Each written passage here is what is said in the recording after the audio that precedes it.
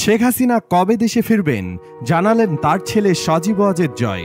রাষ্ট্র সংস্কার ও নির্বাচন আওয়ামী লীগকে ছাড়া সম্ভব নয় বলেও মনে করেন তিনি। সম্প্রতি ব্রিটিশ বার্তা সংস্থা রয়টার্সকে দেওয়া এক সাক্ষাৎকারে তিনি এসব কথা বলেন। জানান, সেনাপ্রধানের সেই মন্তব্যে খুশি হয়েছেন তিনি। শেখ হাসিনা গত মাসে দেশ থেকে পালিয়ে যাওয়ার পর ভারতের রাজধানী নয়াদিল্লির কাছে অবস্থান করছেন। আওয়ামী লীগের অনেক জ্যেষ্ঠ নেতাকে সংঘাতে ভূমিকা রাখার অভিযোগে গ্রেফতার করা হয়েছে। যে সংঘাতে 1000-এর বেশি মানুষের প্রাণ গেছে। আত্মগোপনে আছেন আওয়ামী লীগের অনেক নেতা। জয় বলেন, শেখ হাসিনা সরকারের পতনের পর আওয়ামী লীগের অনেক নেতাকর্মীর প্রাণ নেওয়া হয়েছে। শেখ হাসিনা কবে দেশে ফিরবেন এই প্রশ্ন করা হলে জয় রয়টার্সকে বলেন, এটা তার উপর নির্ভর করছে। এই মুহূর্তে আমি আমার দলের নেতাকর্মীদের নিরাপদে রাখতে চাই। তাই ডক্টর মোহাম্মদ ইউনূসের নেতৃত্বাধীন সরকার আওয়ামী লীগ নেতাকর্মীদের ওপর যে নিপীড়ন চালাচ্ছে সে বিষয়ে আন্তর্জাতিক সম্প্রদায়কে সচেতন করতে চাই। এদিকে অন্তর্বর্তী সরকারকে সমর্থনের অঙ্গীকার করেছেন বাংলাদেশের সেনাবাহিনীর প্রধান জেনারেল ওয়াকারুজ্জামান। আগামী 18 মাসের মধ্যে যাতে নির্বাচন হতে পারে সেজন্য গুরুত্বপূর্ণ সংস্কারগুলো সম্পন্ন করতে পরিস্থিতি যাই হোক না কেন এই সরকারকে সমর্থনের প্রতিশ্রুতি দিয়েছেন তিনি।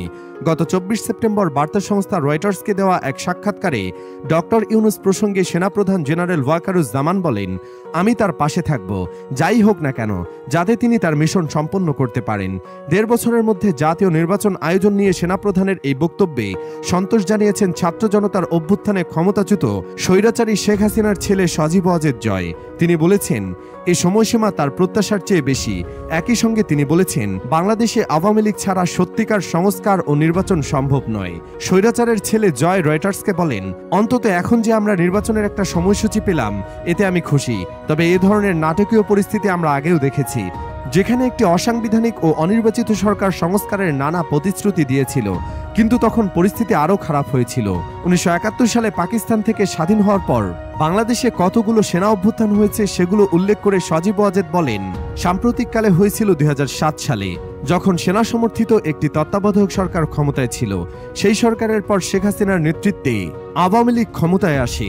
এরপর গত 5 আগস্ট পদত্যাগের আগে শেখ হাসিনা 15 বছরের বেশি স্বৈরাচারী ক্ষমতা চালিয়ে গিয়েছেন। স্বৈরাচারী শেখ হাসিনা পালিয়ে যাওয়ার পর পুলিশ বাহিনীতে বিশৃঙ্খলা দেখা দেওয়ায় পরবর্তী ঘটনাবলিতে গুরুত্বপূর্ণ ভূমিকা পালন করে সেনাবাহিনী। সেনাপ্রধান জেনারেল ওয়াকারুজ্জামান জানিয়েছেন, তিনি প্রতি সপ্তাহে একবার অন্তর্বর্তী সরকারের প্রধান উপদেষ্টা ডক্টর মোহাম্মদ ইউনূসের সঙ্গে দেখা করছেন। সরকারের স্থিতিশীলতা ফেরানোর চেষ্টায় সমর্থন দিয়েছে সেনাবাহিনী। উল্লেখ্য, বাংলাদেশের প্রধান 2 রাজনৈতিক দল স্বৈরাচারী শেখ হাসিনার আওয়ামী লীগ ও তাদের প্রতিদ্বন্দ্বী বিএনপি উভয় অন্তর্বর্তী সরকারের আগস্টে ক্ষমতা গ্রহণের 3 মাসের মধ্যে জাতীয় নির্বাচন অনুষ্ঠানের আহ্বান জানিয়েছিল।